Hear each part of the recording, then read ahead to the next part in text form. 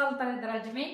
Astăzi avem antrenamentul pentru mușchii spatelui, așa că vă luați greutăți de 3-5 de care voi aveți acasă, de doriți să aveți greutăți mai mari.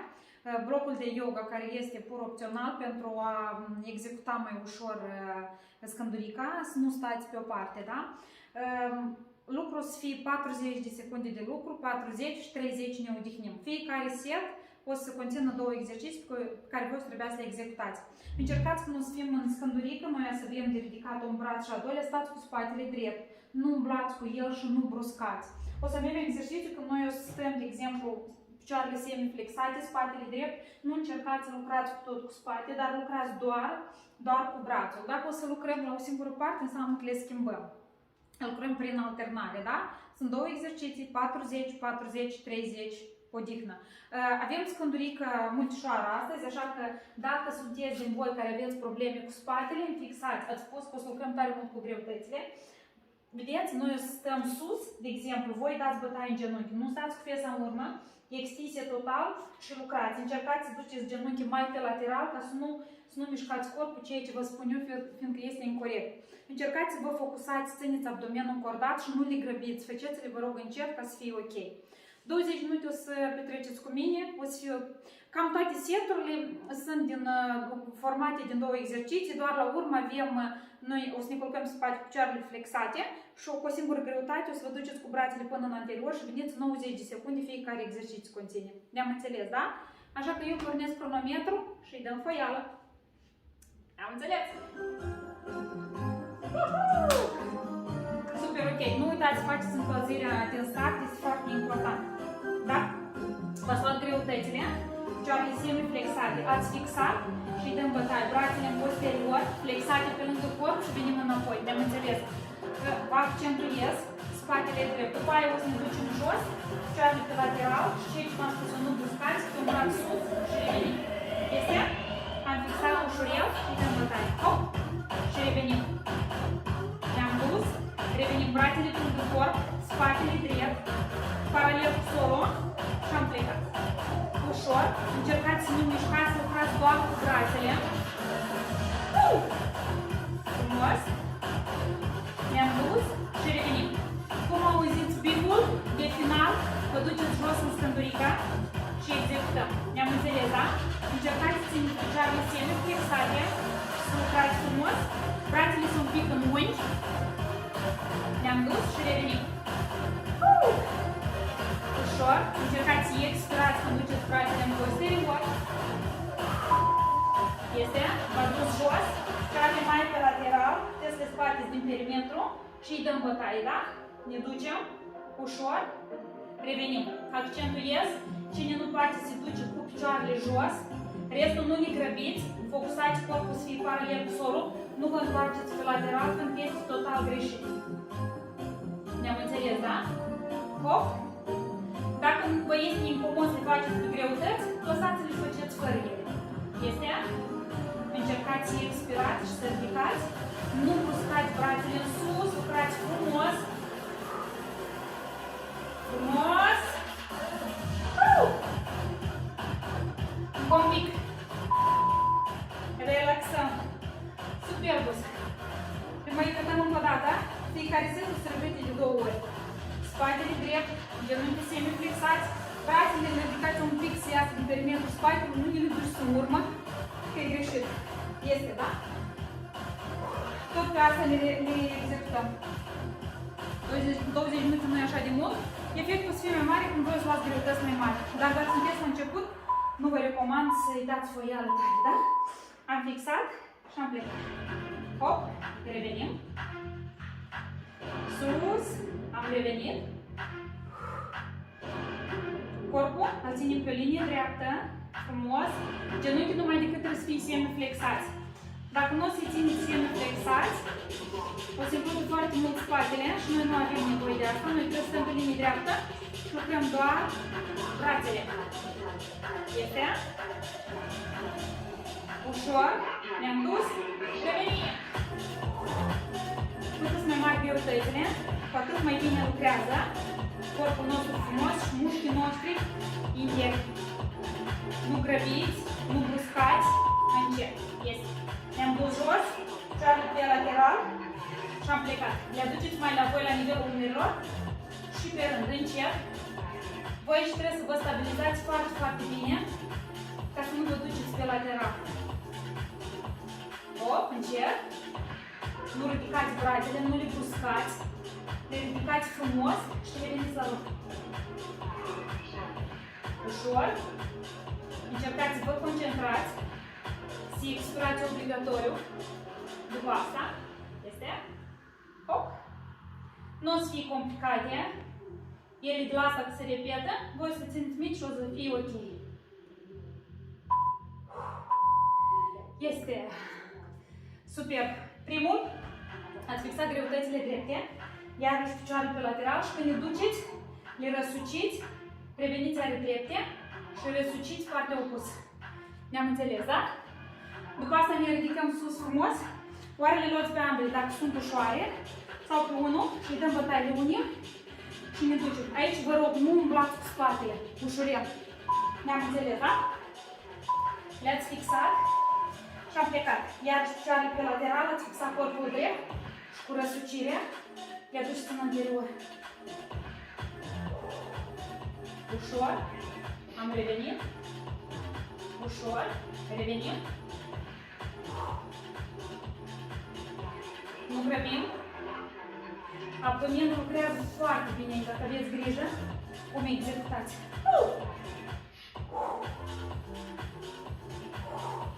Corpul mi-l țineți.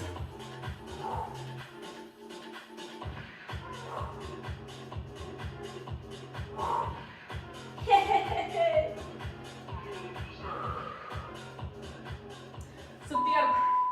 V-ați ridicat sus, picioarele semiflexați, poziție fix ca la precedentul, doar voi fixați și vă duceți ușor sus. Sus și revenim. Îi dăm bătaie, când aveți una este mai ușor, dar dacă aveți două ușurele, le luați pe ambele și îmi plecați. Brațele lângă corp, nu le duceți nicăieri. Le-am fixat, revenim. Fixăm, revenim.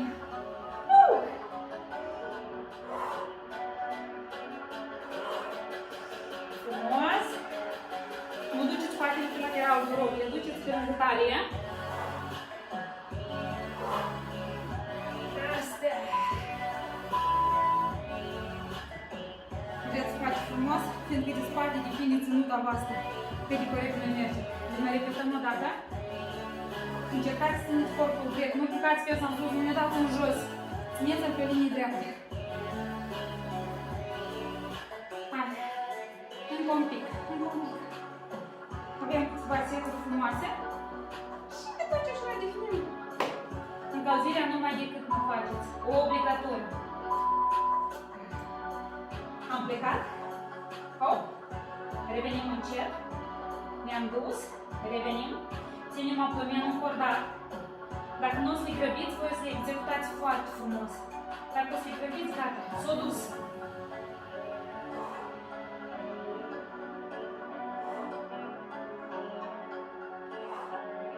Ușurel. Încă un pic.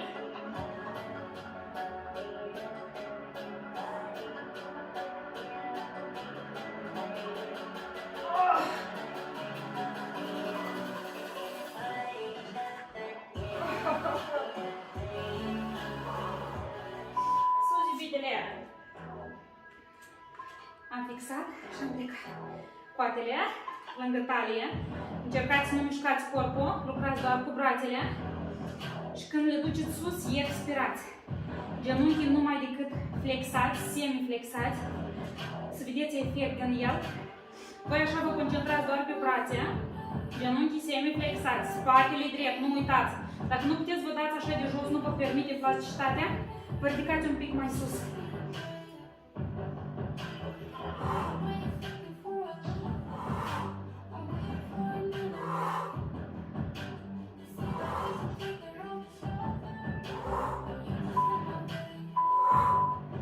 Relax.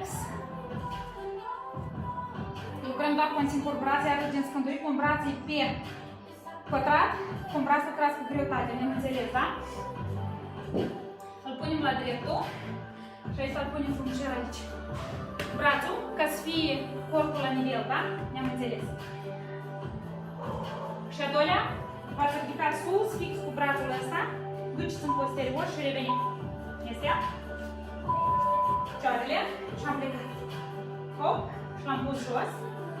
Îl ducem, îl punem jos. L-am dus, îl punem jos. Încercați să țineți corpul frumos, fixat.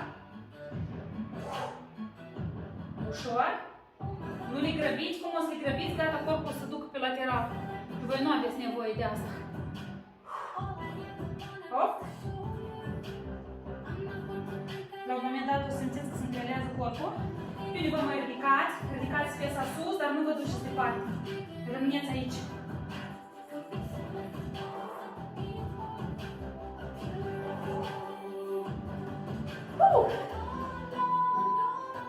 Ne-am fixat, cu brațe pe genunchi, unul fixat și ne ducem în posterior.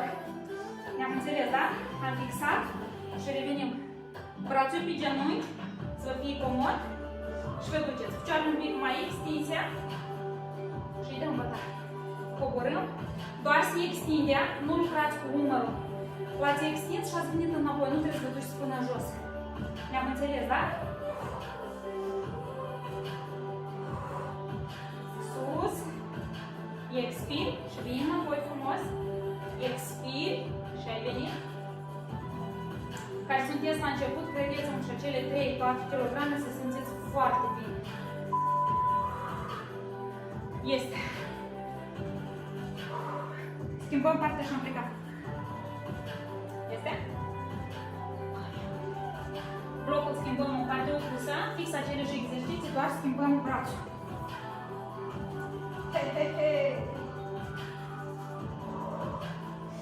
O să fie frumos, interesant. Sper că mâine o să aveți un pic de întrebări.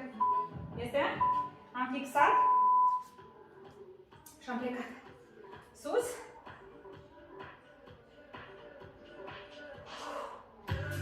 Brațul vă străduiți să fie drept. Îl puneți jos, vă relaxați, după aia duceți la loc. Este? Cu relax. V-am zis, cine nu aveți putere, faceți din genunchi.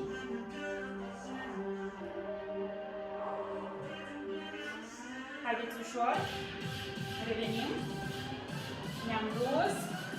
Revenim. Hei! Încă un pic.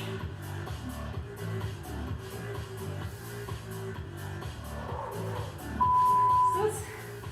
Brațul pe genunchi. Am plecat. Hop. Extindem. Puteți lua și două. Nu, la următorul o să încerc cu două, fiindcă am făcut cu unul. Sunt foarte instabilitate. Revenim. Ne-am dus. Înapoi. V-am zis că aveți posibilitatea că mă puneți greutăți la brațe, ca să fie ok, da? Să fie greutatea mai mare. Spatele drept, picioarele semi-flexate, ați dus brațul lângă corp și înapoi. Lângă corp și înapoi. Încercați să țineți toți mușchii pe poziție. Încordați frumos. Hop. Revenim. Numai nu vă culcați, vă rog, pe piciorul ăsta cu brațul. Ne-am înțeles, da? Schimbăm.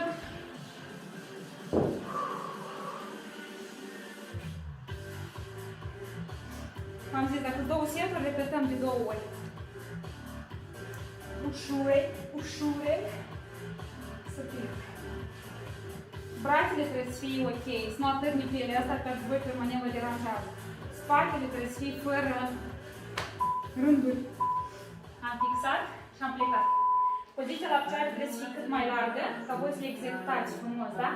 Ați pus jos și reveniți. Pentru că dacă o să le țineți aproape, voi o să vă duceți corpul pe lateral. Le țineți cât mai departe, ca să aveți echilibru.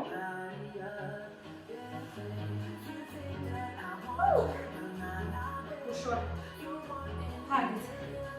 Asta nu e doar pentru spate, este și un antrenament foarte bun pentru abdomen. Vă știți că scândurica, dacă o faceți regulat, îmi trebuie foarte bine voi slăbiți și o să întăreți mușchii la abdomen și la zona lumbară mai ales.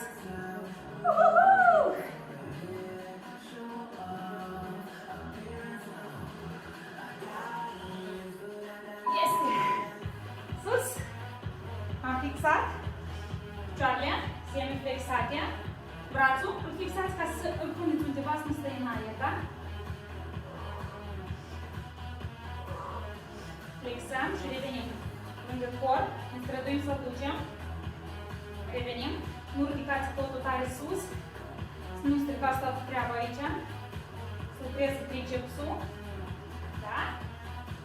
Sus, revenim și voi când stați în poziția asta, credeți-mă, spatele foarte bine se împărtează mușchii și le lucrează super ok. Când e din static, mușchii lucrează mult mai bine. Este. Schimbăm și dăm bătaie. Da? Am fixat și am plecat. Cred că curge transpirația, uitați-vă, la spate. Dar cum ai fost vreo 5-6 kg, ce era seriozitate. Sunteți acolo? Am plecat. Am fixat cealaltă depărtate și dăm bătaie. Hop! Revenim încet. V-ați dus. Punem jos. Încercați să vă găsiți poziția. Dacă nu lăsați blocul de yoga și puneți brațul jos, nu e problemă. Efectul e tot același.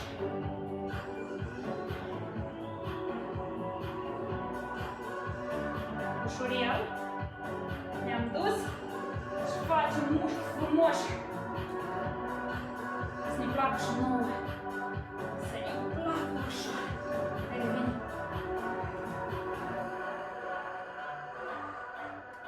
Super! Sus! Fix același braț lucrează, da? V-ați dus și revenim încet. Dacă v-ați dus un pic mai rapid, când veniți încet revenim. V-ați dus și revenim. Ne-am dus, extindem și nu ne bruscați. L-ați dus un pic mai rapid și revenim încet. Dar vă duceți cu grijă. Hop. Revenim. Am coborât. Ușurel. Ne-am dus. Spatele drept, nu uitați de el, picioarele semi-flexate. Este. Ultimul. Am dat tot într-o parte. Vă luați o singură greutate. V-ați fixat. Și 90 de secunde lucrăm. Brațele semi-flexate. Uitați-vă la mine. Fixați greutatea. Palmele sunt dreptate în sus, da? Vă duceți cu brațele extinse apoi deasupra capului, aproape jos și veniți la 90 de grade. Ne-am înțeles, da? 90 de secunde vom lucra. Am fixat și am plecat. Hop. Sus. Încercăm să menținem totul pe poziția. Cu cât e mai greu aici greutatea, puteți să luați și două, numai să puteți controla. Ne-am înțeles, da? Le lipiți și le controlați. Dar 90 de secunde, credeți-mă că o să simțiți brațele foarte bine. Și eu cred că voi ați înțeles că noi o să-l repetăm de 2 ori. Este tricepsul și voi extindeți foarte bine și mușchii de la spate, de la omoplați. Este. Ne-am dus, ușor revenim și expirăm. Ne-am dus, revenim și expirăm. Dar să știți că antrenamentele merg în corelație foarte strânsă cu alimentația. Așa că nu credeți că dacă faceți sport, gata. Alimentația trebuie lăsată de izbeliște, mâncăm și vrem, facem sport și slăbim. Nu merge așa. Am revenit. Voi simțiți aici foarte bine mușchii de la brațe de sus la omoplați. Este, dar noi avem nevoie să lucrăm toți mușchii, nu numai bicepsul și tricepsul. Ultimele 10 secunde. Rezistăm. De 5 kg trebuie să fie foarte frumoasă. Relaxăm și îl mai facem o dată. Încercați să puneți greutatea jos și să relaxați brațele. Relaxăm și dăm bătaie încă o dată. Vă duceți ușor, vă rețineți 2-3 secunde jos și puneți înapoi. Da? brațele mele relaxați, tot la ele sunt chiar 3 kg, le simțiți foarte bine. Este greutatea sus și am plecat. Hop. Și am venit la loc. Dacă greutatea e grea, mi-o luați din mijloc, o fixați și reveniți la loc. Am fixat-o și revenim înapoi. Ușor, sigur.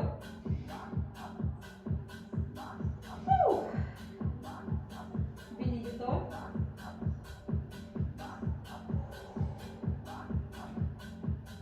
Rezistăm încă 90 de secunde. Care semiflexate. Abdomenul s-a strâns, s-a rămas numai mușchișorii. Totul s-a dus înăuntru și s-a lipit spate. Încă un pic. V-ați dus. Mai reveniți ușor. Extindem. Vă rețineți 2-3 secunde și nu continuăm. Încercați să țineți spatele cât mai lipit jos, da? Să nu mi-l deranjați, pentru că spatele trebuie să fie lipit de podele. Nu trebuie să fie gaura aia acolo. Ori un pic.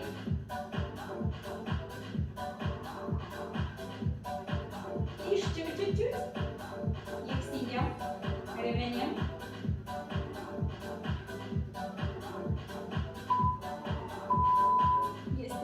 Relaxat. Vă ridicați sus. Mi-ați luat ambele greutăți, genunchii moi, ați luat ambele greutăți și le trageți la voi și reveniți înapoi, da? Cu două. Și a doilea este doar cu una. Asta e finalul la noi, da? Ați fixat coatele numai decât trebuie să fie pe lângă talie. Ne-am înțeles, da? Ultimul frumos. Este genunchiul moi. Am fixat spatele iarăși drept. Și dăm bătaie. Hop! Și revenim. Coatele lângă talie, lângă corp îl puneți, nu le duceți departe. Ridicăm, expirăm și revenim. Un pic le duceți din perimetrul spatelui, însă nu le duceți departe. V-am zis, nu le duceți tare sus, că lucrați mai mult bruscați decât lucrați.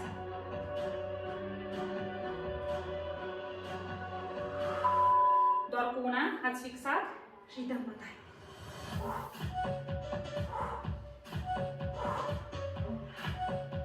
Spatele drept, picioarele semiflexate și am plecat sus. Ultimul.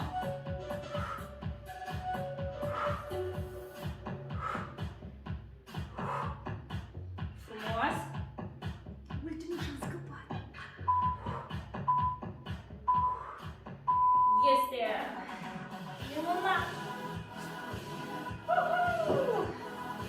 Le-ați pus într-o parte, relaxăm brațele noastre frumoase, relaxăm.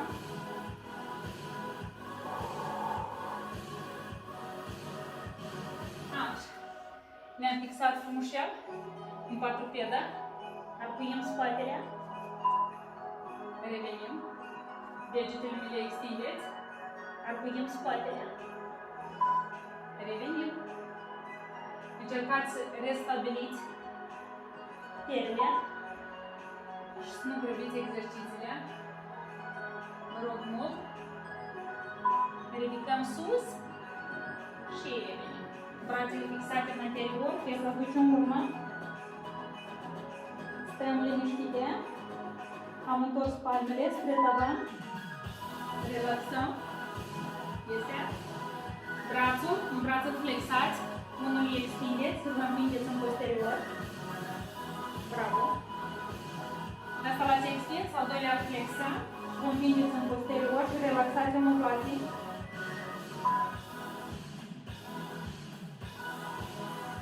Este. Ne-am fixat cu brațele pe lateral și extindem. Am extins degetele, picioarele un pic depărtate. Extindem, relaxăm. Încercați să extindeți zona lombară. Ne ridicăm ușurel. Schimbăm partea. Este. Minunat. Ne ridicăm sus. Picioarele la nivelul umerilor. Brațele fixate și am plecat. sus, jos, relaxăm frumos. Este minunat. Vă ridicați sus, brațele, extindem o direcție, a doua. A fost super ok. Vă ridicați sus pe vârfuri. Este. Sunteți cele mai bravo. 20 de spate, 20 de abdomen și ați făcut antrenamentul perfect. La noi întâlniri, eu vă aștept, îl pregătesc și vă aștept. O seară cât mai frumoasă!